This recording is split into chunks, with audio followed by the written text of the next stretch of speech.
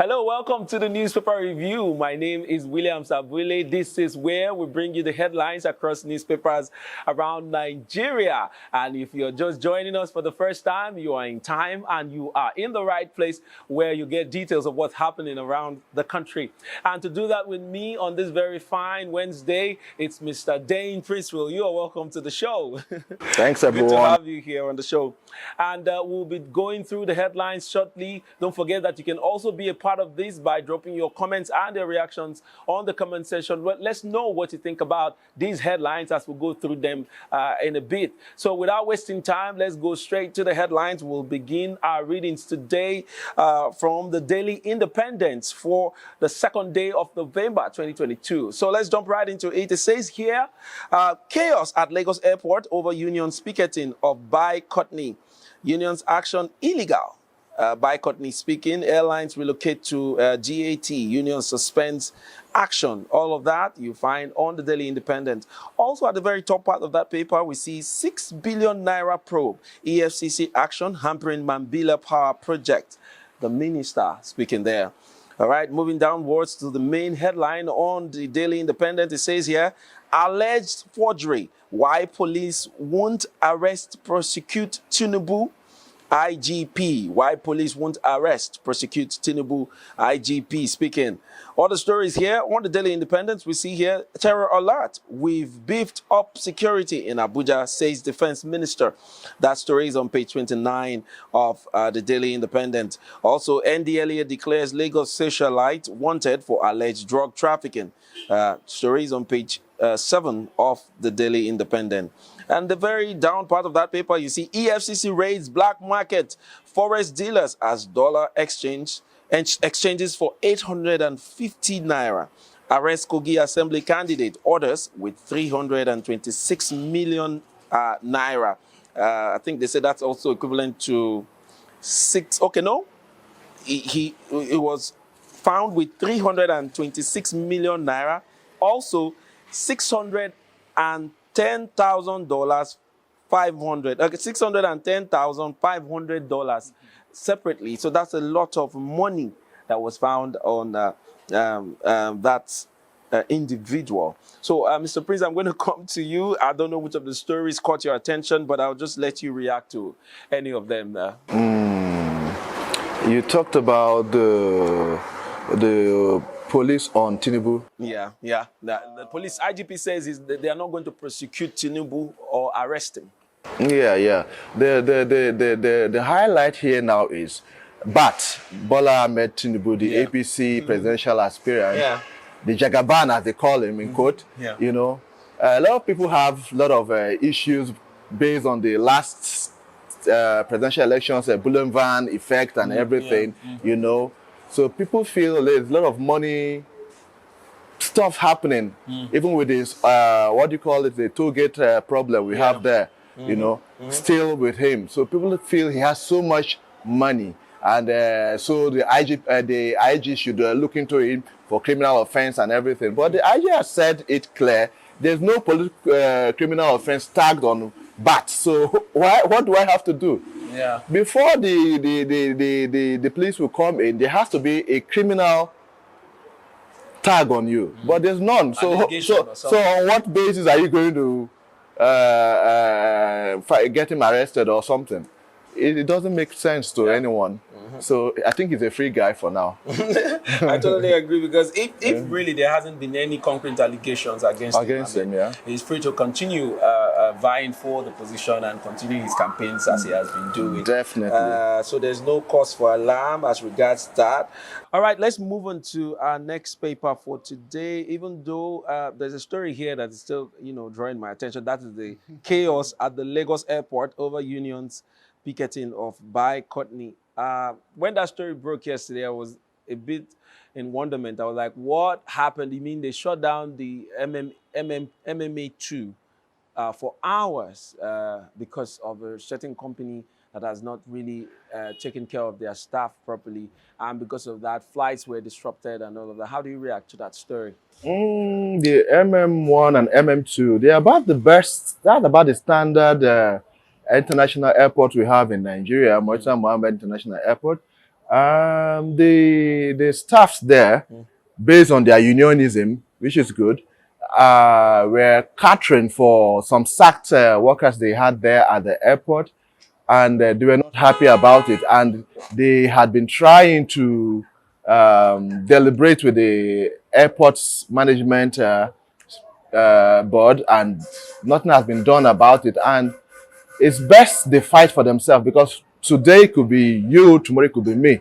So based on that, the union fought for that, and I think the MM2 section of the airport was completely shut down. Yeah, no flight. That would have been really disruptive, you know. You can imagine, no flight to and fro, out of the country and in, none for that. So unionism to some extent is good, but when it disrupts the flow of things, we feel it's bad, but it's for our rights. Like the major idea, the disruption is the major idea, so that attention can be paid on them. Okay. But the most important thing is that let's hope that this company, that's by Courtney, that's the company that they are picketing. I hope they respond to the grievances of these staff members that are, protesting, because we don't want a repeat of that. We know how important our air travel space is to our economy, not just to our economy, to a lot of travelers that do business within and outside the country. So please, they should let a free flow of the airport. So we move on to our next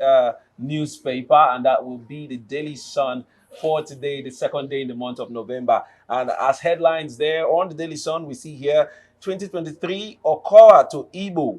Don't abandon PDP candidate, your son-in-law. Wow. That story you find on page 6. So his Okowa is beginning to appeal to Atiku's son-in-law, that is the Igbo. So please don't abandon your candidate. He's your son-in-law. Atiku, one of Atiku's wives, an Igbo. Yeah. So he's their in-law. He's married to an Igbo lady. So he's beginning to come through that part to say, okay, please, I'm one of yours. So listen to me. All right, we'll move on to other stories here. It says, Osun drama as INEC denies own document at tribunal. That story you find on page 26 of the Daily Sun newspaper. And moving downwards on that same paper, we see Otom gives Atiku conditions for support, warns PDP candidate of consequences of ignoring 5 governors. And we move downwards. Of course, you will also see the pictures of those 5 governors he's referring to right there, Governor Wike and his goons. All right, right on that picture, we see medical trip, Buhari not transmitting power to Osibanjo, unconstitutional. Clark speaking, and that story you find on page 28 of the Daily Sun newspaper. Also, moving on, we see 1 feared dead as fire guts building in Lagos. Oil marketers dump official export price as fuel scarcity persists. You see that story on page 2. Then at the very last story I'll take here on the Daily Sun, it says, outrage as Davido's son drowns at home. Police grill 8 domestic staff over boy's death as PDP cancel activities. Orders mourn. Details is on page 27 of the Daily Sun newspaper. So, Mr. Princeville, very interesting stories here. Although I see that of outrage as Davido's son drowns at home. It's a very sad story. That very sad one. And on late hours of Monday, it broke on Monday evening.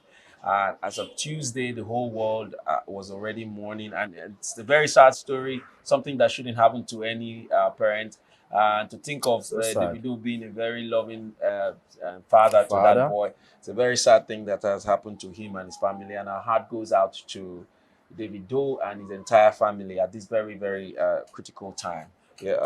But moving on, Otom gives Atiku conditions for support. Once PDP candidate of consequences of ignoring 5 governors. How do you react to that story? The PDP saga is becoming quite interesting. We all saw when the PDP primaries were ran. We saw some small click things that happened. How Tambua in the last minute switched to support Atiku, and how our mighty Governor Yesom Wike came out the second, But it's all a party game. Yeah. It's all a party game. I would have felt the primaries have been done, because before the primaries, I overheard Governor Wike saying that whatever the party stance is, he will stand for it. So I don't know why now these parties, these governors are now all having a special interest. No matter what, Otom for governor of Benue State, Ifeanyi for Enugu, Ekeze for Abia, what's this other guy, Makinde for Oyo State, right? Yes. Sheyi Makinde and everything. They are all party members. If they're supposed to be behind Atiku, that's all I feel for now. It's PDP that we're looking at, PDP. So no more this click thing for your own interest. If Otom is having giving Atiku some how will I put it,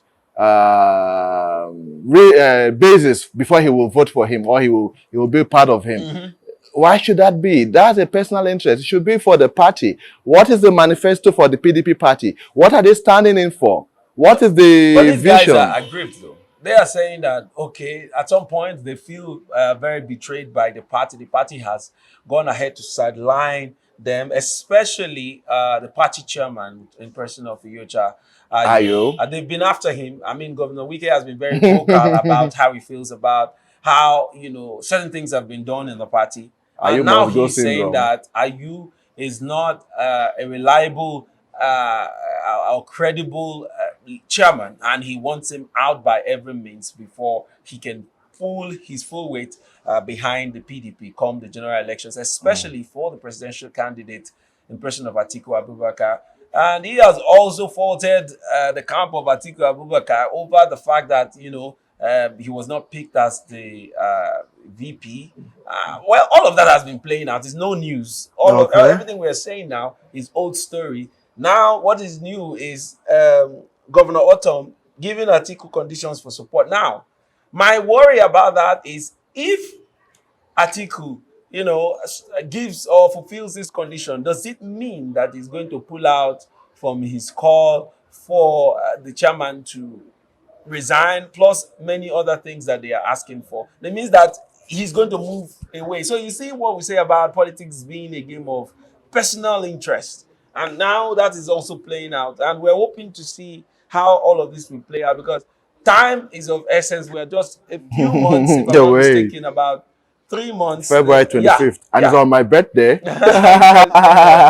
So we're just inching very close to the general elections. And these guys are raging on with their war. Some people feel at this point in time, the war should have ended because it's becoming more like a nuisance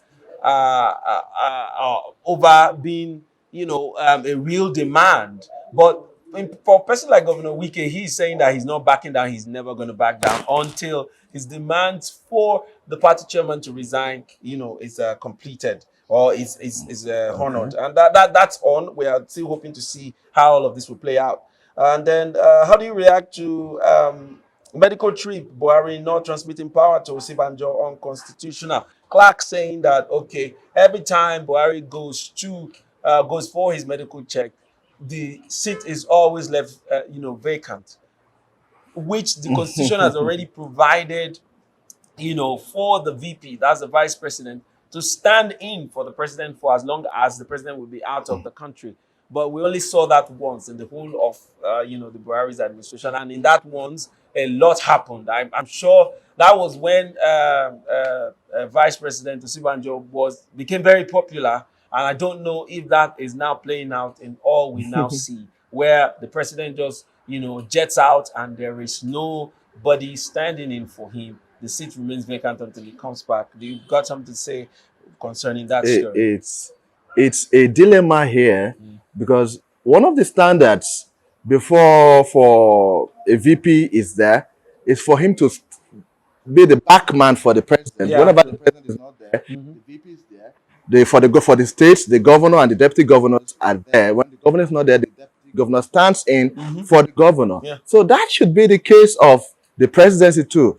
Osibanjo or President Buhari for some time always goes in and out for medical check based on our poor medical infrastructures we have in Nigeria. I'm so sorry about that, Nigerians. But then that's the reality. Yes, it is. But whatever it is, you're stepping out of the country. Who's the number 2 guy in charge? Is Osibanjo. So why not place all the buttons in him? I think the other time that he left and Osinbajo to be, he did good things, good policies and everything. The country, everybody clapped for him. He showed that he was a professor, yes. But it was said that he fired some key people that Buhari had already put in place in office, and then one of those being the DSS boss back then. Those are their political things that they are doing, meandering. That's not what Nigerians want. We want to see a country that is moving forward with good policies, with good stuff on the ground, moving. That's true. Not about political kicks here and there. But whether we like it or not, in the country where we find ourselves, politics is always the order of the day. They will always play politics. Even when people are dying, they still play politics. That's why they say it's a dirty game anyway. Yes, it is. A very, very strange one at that. We hope that we would always place human sympathy over all of that politics. For me personally, though, I feel this administration has not really respected Constitution to the level that I expect of them. And this is one clear sign where that kind of thing is playing out, where the president will always jet. I thank God somebody is talking about it, because for a while now, nobody has been saying anything about it. It has always become, it has almost become a norm now. It's a norm. That the president can actually always travel in and out for medical checks. He can go for months, and there is no president. We only have a vice president that is still at the capacity level of being a vice president. There are a lot you cannot do. There's a lot of power delegation that you don't have. It is still at the presidential level. So I remember back then when he was, the VP was, put in as the acting president. There's no Nigerian that did not feel the impact. Yes, we all felt it. And, I guess that's what has fuel and everything was stable. It has now reduced him to being a VP forever until he leaves the office. All right, thank you very much. We're going to move on to the next paper. That will be the Nigerian Tribune. But we are going to take a short break. When we come back, we will jump into reading the headlines on the Nigerian Tribune. You stay tuned. We'll be right back. Now that you have registered for your PVC, it doesn't stop there. Ensure you pick up your PVC. Be alert. Join many Nigerians to vote credible leaders that will change the tide of this nation. Do not sell your vote. Remember, this is our future. Your vote is your voice. This message is proudly brought to you by Thav Media Limited. All right, welcome back from that short break. Let's continue with our newspaper readings. And I'm still here with Mr. Dane Princewell. And together we have been going through the headlines across newspapers. And we're doing just 3 papers today. And our last paper for the day will be Nigerian Tribune. And on Nigerian Tribune here, we see Afenifere endorsed Obi based on national interest. Adebanjo speaking. And also the same story about Davido's son. He says Davido's son, police squeeze 8 domestic staffers. How Ifeanyi drowned in swimming pool. Davido Choma devastated. They didn't ignore prophet's warning. Source. Artist Atiku, Tinubu, Obi, Kwankwanso, Oluwo, others mourn. All right, we find details of that on page 28. A very sad story, I keep saying, over the loss of Davido's son. Very, very sad. All right, other headlines here. We go to the main headline. It says EFCC raids Abuja Forex traders. Offices as scramble for dollar pushes exchange rate to 825 naira per dollar at parallel market. That story you find on page 6 of the Nigerian Tribune. Other stories here: passengers stranded as aviation union shuts down Lagos airport. And moving downwards, we see NDLEA declares Lagos socialite wanted for alleged drug offenses. Sales of 7 mansions, blocks 217 million in bank accounts. And we also see this very gory picture of fire in Lagos State. It says some of the inferno at Taylor Market behind the ultra-modern Tenjo Show Market, Yaba, Lagos, on Tuesday. All right, you see that photo there, very disturbing. And also right under that photo, we see 4 dead policeman, others injured as bank generator explodes in Lagos. So in Lagos State yesterday, it was just fire from everywhere in Lagos. And Tenjo Show, and also in the Highland, there was this very serious fire outbreak. But thank God everything has been brought under control. and the injured are being treated at the hospital. Other stories we go here. Action plan. APC wants to reinforce hopelessness. Atiku campaign organization. Tinubu meets business leaders in Lagos, presents economic blueprint, says benefits of his economic policies will traverse all sectors.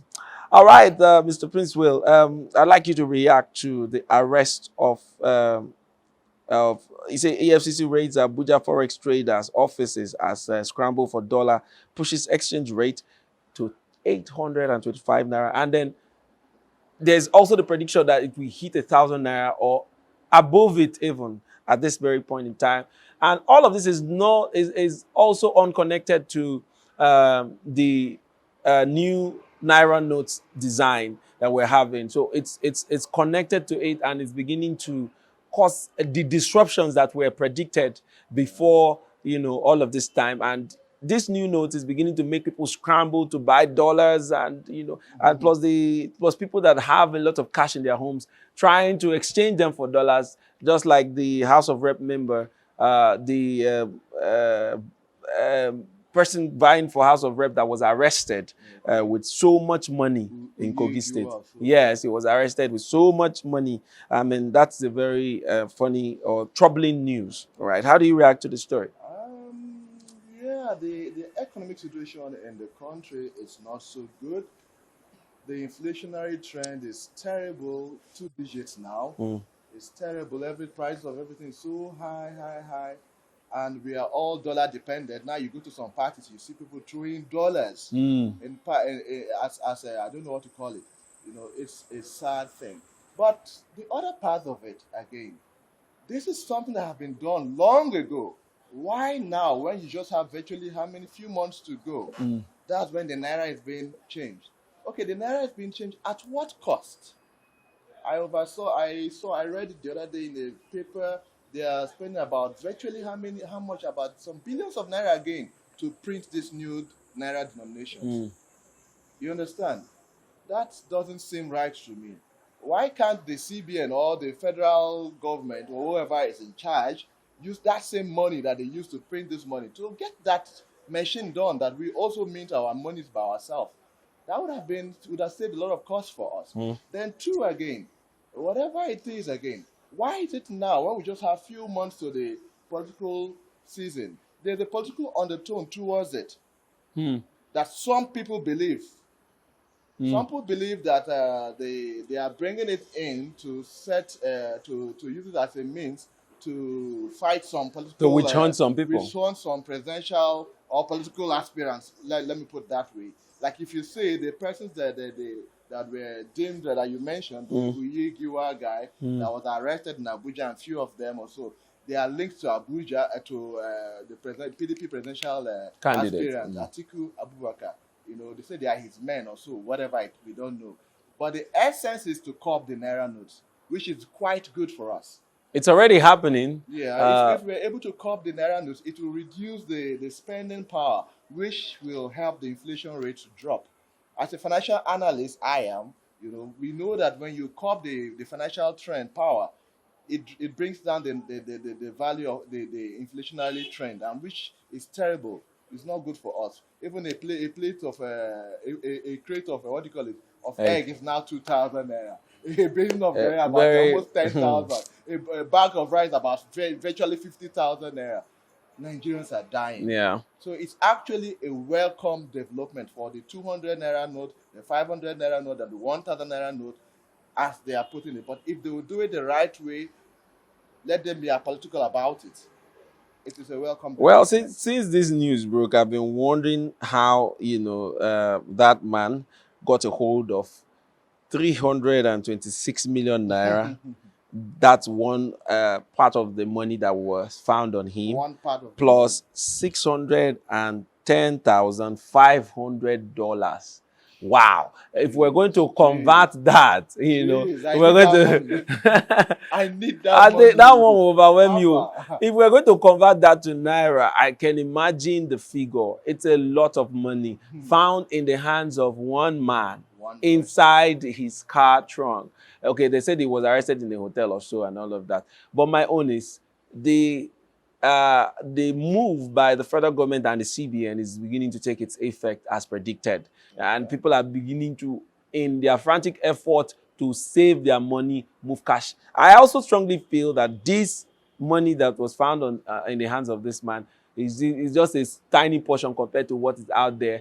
I mean, the figures are already out when the CBN says that out of the over 3 trillion naira that is supposed to be in circulation, they only have record of about a little above 1 point something trillion in, like, they have records of. That means the rest of it are being hoarded somewhere within the country. They are buried somewhere or in people's houses. So they need all this money out. So with this move, you can see it's already happening and they are beginning to make arrests. Now, for the Bureau de Change guys or the Forex traders, as it were, it is, yeah, EFCC. This is the best time to station their men around these areas, because whether we like it or not, these politicians and, you know, high office holders or people in possession of this money will want to switch this cash into dollars. And in doing so, the EFCC will need to be on ground to question how you're coming to change. For instance, now this guy that had over 300 million naira in his possession would want to change all of that into dollars.